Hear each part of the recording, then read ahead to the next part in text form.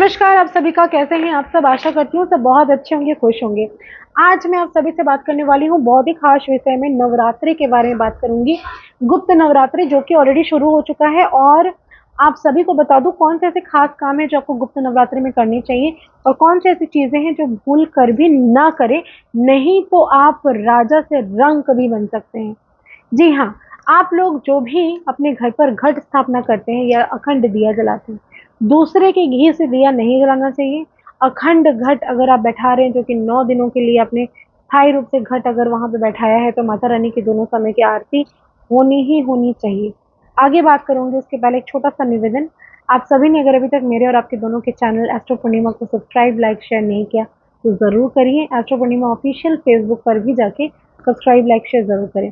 तो क्या आपको खास उपाय नवरात्रि में करने हैं कि आपकी सारी समस्याएं खत्म हो, माता रानी आपकी बात सुने, और क्या चीज़ नहीं करनी चाहिए। तो पहले बात करेंगे कि क्या चीज़ें अवॉइड करनी है। नॉनवेज नहीं खाना, तामसिक भोजन किसी प्रकार से नहीं करना, आपको लहसुन प्याज भी नहीं खाना है, आपको किसी और का अन्न भी नहीं खाना है, आपको चमड़े का उपयोग जैसे कि बेल्ट हो गई, चप्पल हो गए, जूते हो गए या पर्स हो गया, तो आपको चमड़े का प्रयोग बिल्कुल नहीं करना है। अगर आप कहीं पर भी बाहर जाने के बारे में सोच रहे हैं तो इस दौरान आप कहीं और स्टे नहीं कर सकते, कहीं और जाके आपको रहना नहीं चाहिए। आपको कभी भी गलती से भी किसी के साथ अपशब्द का प्रयोग नहीं करना चाहिए। आपको शांति मन से पूजा पाठ करनी चाहिए, गलती से भी गुस्सा ना करें, छोटी बच्चियों को उल्टा सीधा ना बोलें, स्त्रियों का सम्मान करें, अपने घर में अपनी पत्नी, बेटी, अपनी माँओं का सम्मान करिए। आपके अपने घर से कोई भी चीज़ आप गिफ्ट के तौर पर अभी 9 दिनों तक किसी को ना दें।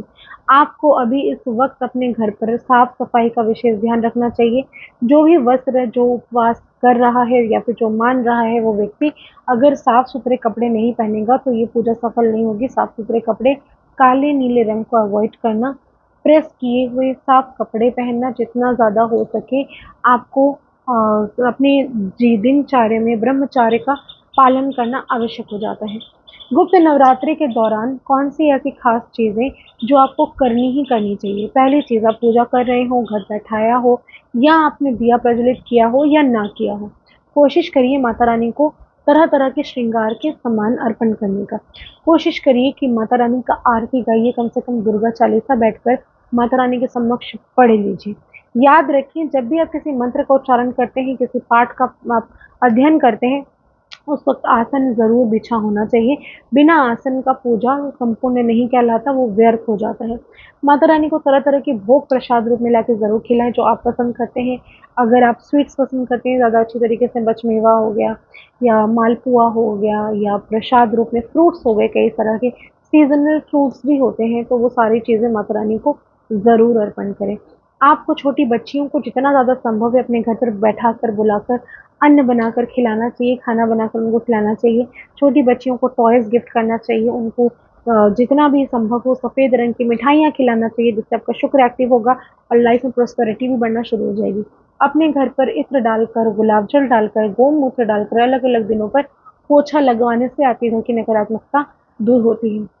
आपके घर पर पान के पत्ते में हल्दी लगाकर, उसमें थोड़ा सा गुलाब का इत्र लगाकर और उसमें कुमकुम से श्रीम लिखकर 7 या 8 या फिर 11 आप तैयार करिए तोरण, जो कि मौली सूता के सहारे यानी कलावे के सहारे आपको बनाना है और उसको अपने घर के चौखट में टांग देना है। ऐसा करने से माता लक्ष्मी का आगमन आपके घर पर होता है, सकारात्मकता आपके घर पर आती है और नकारात्मक ऊर्जा जो है वो घर से बाहर चली जाती है। ये जो कुछ खास दिन है माता रानी को मनाने का दिन है, उनकी पूजा अर्चना करने का दिन है। जो भी व्यक्ति इन 9 दिनों में किसी भी प्रकार से माँ की पूजा करता है, आराधना करता है, सेवा करता है, पाठ करता है, अपने आप को समर्पित करता है, माता उसे सब कुछ देती है। तो इसीलिए ये व्यर्थ की चिंता बिल्कुल ना करें कि आपकी ज़िंदगी में क्या होगा, कैसे होगा। बहुत सारी परेशानियाँ हैं, मेरी भी लाइफ में है, सबकी लाइफ में है। परेशानियों को दूर करने का दायित्व आप माता पे छोड़ दें और उन्हीं को कहें कि आप सँभालो माँ, मैं सिर्फ बैठकर देखूँगा या देखूँगी। सब कुछ आप ही को करना है। इस तरह से समर्पण की भावना ज़रूर रखिए।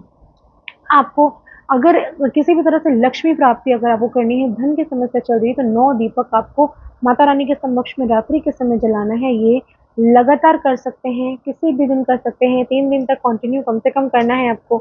आपको 9 दीपक जलाना है, वहीं पर लाल रंग का आसन बिछाना है, माता रानी को कमलगट्टे की माला आपको भेंट करनी है। कमलगट्टे की माला कुछ इस प्रकार से होती है, आपको ये माता को चढ़ाना है और चढ़ाने के बाद आपको 9 दीपक जलाना है, जिसमें चमेली का तेल का या फिर देसी घी का प्रयोग आप करेंगे और हर एक दीपक में थोड़ा-थोड़ा कुमकुम लाल रंग का डाल देंगे और इसके बाद प्रज्वलित करके आप श्री सूक्त का पाठ करेंगे। ये 3 दिन तक लगातार करना है और ऐसा करने से नवरात्रि के समय, इस दौरान रात्रि के समय अगर आप इस तरह से माँ का जप कर लेते हैं, तो यकीन मानिए आपकी ज़िंदगी में से आर्थिक कष्ट जो है वो छूमंतर हो जाएगा।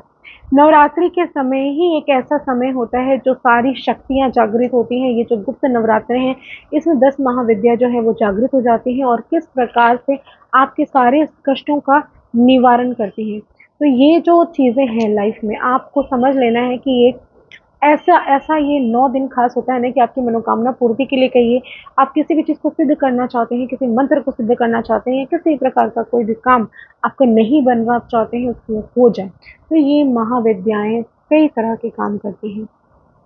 ये जो वर्ष है वो मंगल का वर्ष है, हम सभी को पता है। हनुमान जी की पूजा विशेष तौर पे ज़रूर होनी चाहिए।